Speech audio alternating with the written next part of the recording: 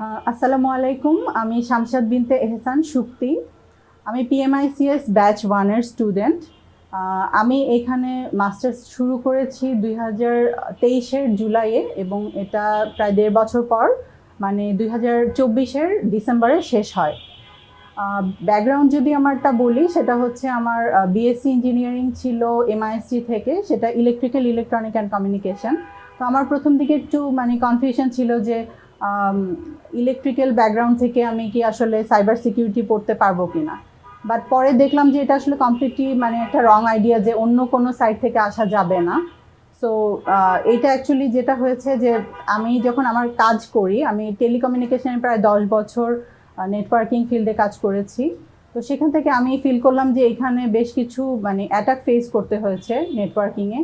So ওখান থেকে আমার একটা চিন্তা স্টার্ট হয় যে আমি আসলে একটা সাইবার সিকিউরিটি মাস্টার্স করতে পারি। তো সেখান থেকে আমি এখানে এক্সাম দিলাম এবং কোয়ালিফাই করলাম। তো এখানে আসার পর যেটা হলো যে আমার আসলে বলতে পারেন যে ক্যারিয়ারে সিগনিফিক্যান্ট একটা চেঞ্জ এসেছে। তো সেটা হচ্ছে এখানে আমি সাইবার সিকিউরিটিটা এত ওশান লেভেলে, এত হিউজ লেভেলে, সেটা আমি এখান থেকে বুঝতে পেরেছি। এবং এইখানে যেটা বেসিক থেকে অ্যাডভান্স লেভেলের সবগুলো কোর্সই, ইনক্লুডিং ল্যাব এবং থিওরি, সব কিছুই খুব সুন্দরভাবে দেখানো হয়েছে আমাদের। তো এটার একটা ইম্প্যাক্ট যেটা আমার ক্যারিয়ারে খুব সিগনিফিক্যান্টলি পড়েছে, সেটা হচ্ছে আমি এন্ড অফ দিস কোর্স আমি আমার জবের একটা দারুণ একটা সুযোগ আসে।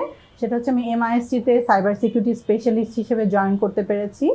এবং সেখানে আমার কাজটা অ্যাকচুয়ালি সাইবার রেঞ্জে।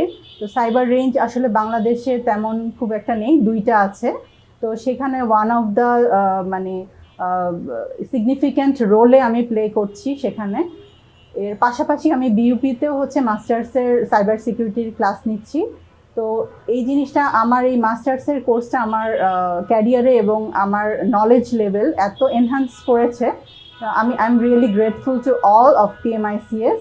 এবং এখানে টিচাররা খুব ফ্রেন্ডলি, সব কিছুর এনভায়রনমেন্ট অনেক ভালো।